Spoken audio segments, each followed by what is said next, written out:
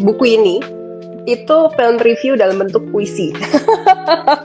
Itu film review, tapi bentuknya puisi, jadi indah gitu ya, penuh dengan rasa. Bukan teknis, bukan ngebahas soal actingnya, settingnya atau apa, enggak. Tapi ini bicara soal film review dalam bentuk puisi, sehingga yang keluar dalam reviewnya adalah rasa gitu.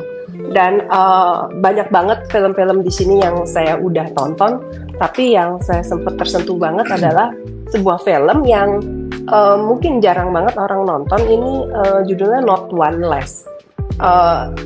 Singkat cerita, film ini is very cute karena bercerita seorang anak yang baru lulus kelas 6 SD. Bener ya Mas Aris ya? Betul. Baru lulus kelas 6 SD, tapi dia ceritanya juara kelas lah si anak perempuan ini. Nah, tersebutlah dia mendapat tugas dari si gurunya, karena dia anak paling pintar. Si gurunya ini nggak pernah libur, udah bertahun-tahun nggak pernah libur. Kali ini dia benar-benar harus libur selama 1 minggu kalau nggak salah.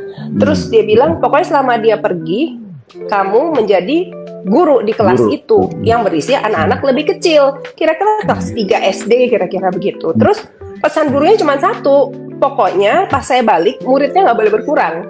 Jadi makanya judul filmnya adalah Not One Less, karena gurunya bilang pokoknya saya pulang dari libur karena ada keperluan keluarga itu, muridnya nggak boleh kurang satu pun. Jadi si anak ini benar-benar harus jagain, tiap hari muridnya harus datang gitu kan. Ternyata ada satu yang tidak datang, waduh matilah ya, tandanya tugas dia nggak berhasil kan. Jadi dicarilah, dan anak ini ternyata harus disuruh bekerja sama orang tuanya. Jadi ceritanya tuh memang antara gemes sama sedih gitu. Jadi dia harus kerja di pabrik batu bata. Akhirnya bagaimana caranya supaya kembali ke kelas, itu tugas di pabrik batu bata harus segera selesai. Jadi satu kelas tuh kan dibawa karena dia takut ada yang hilang lagi kan. Jadi satu kelas nyari satu anak ini sampai di pabrik batu bata. Ya mereka beramah-ramah satu kelas ngurusin bata itulah. Kira-kira seperti itu.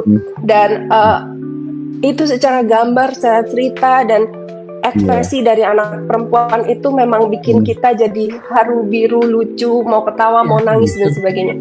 Jadi cerita yang sangat-sangat indah gitu.